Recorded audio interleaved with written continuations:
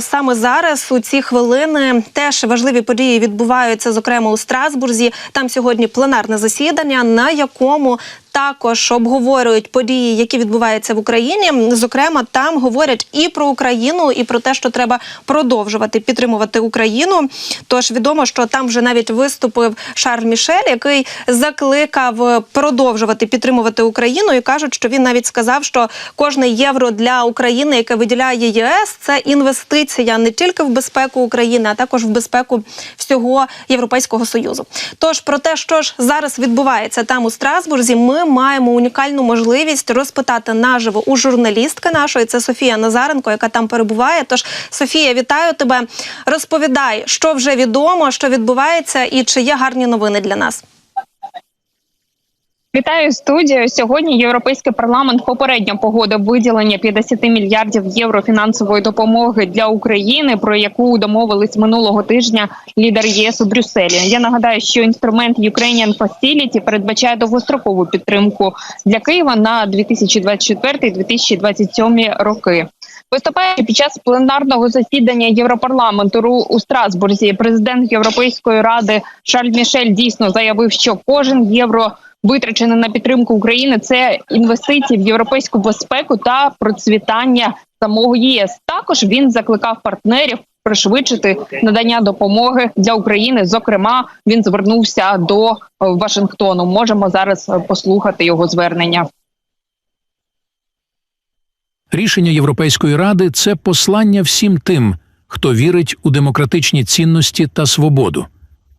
Партнери – це спосіб підтримати Україну. І я хочу звернутися до представників Палати представників Конгресу США з проханням виділити 60 мільярдів доларів, необхідних для гарантування фінансової стабільності України. Щойно в Європарламенті завершилися дебати, приурочені до річниці повномасштабного вторгнення Росії в Україну.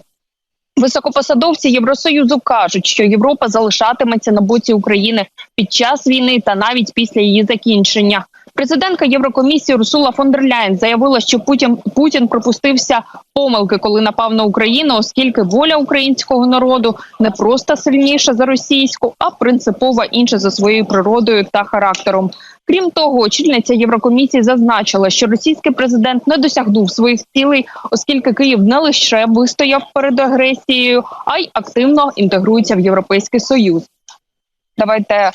Крім того, фон дер Ляєн закликає європейські країни збільшити військову допомогу для України. За її словами, вже за місяць Україна отримає 500 тисяч від обіцяного мільйону снарядів, однак цього все одно недостатньо для перемоги. Через це ЄС планує інтегрувати український оборонно-промисловий комплекс в європейську систему. Давайте заслухаємо її пропозицію.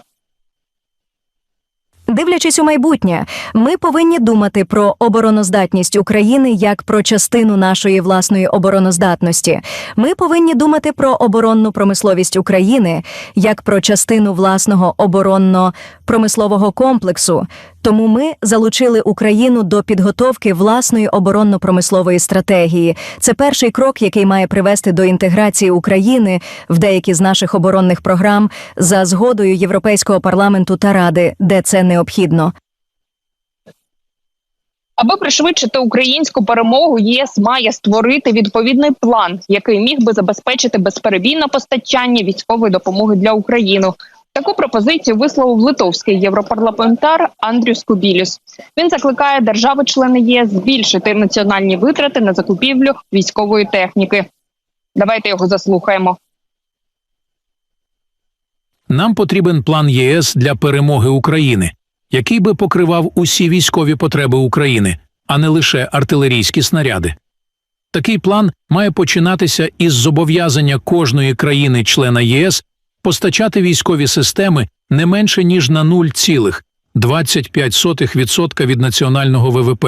Це дозволить суттєво збільшити військове виробництво як в Україні, так і в ЄС. Саме так Україна почне перемагати. Дебати в Європарламенті також триватимуть упродовж дня. Сьогодні євродепутати обговорять втручання Росії у демократичні процеси самого Європейського Союзу. Студія.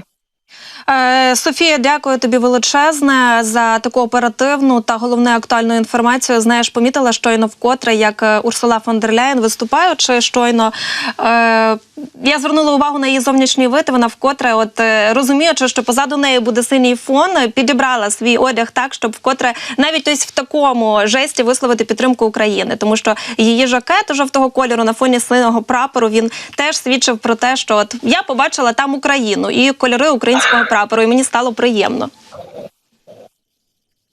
Так, я хочу зазначити, що Європейська комісія, в принципі, завжди підтримує Україну і висуває такі пропозиції найсильніші, які потім, зрештою, пом'якшують держави-члени ЄС, аби досягти компромісу. Тому можна дійсно стверджувати, що Урсула фон дер Ляєн дійсно хоче, аби Україна перемогла, і сьогодні вона неодноразово про це заявляла з трибуни Європейського парламенту.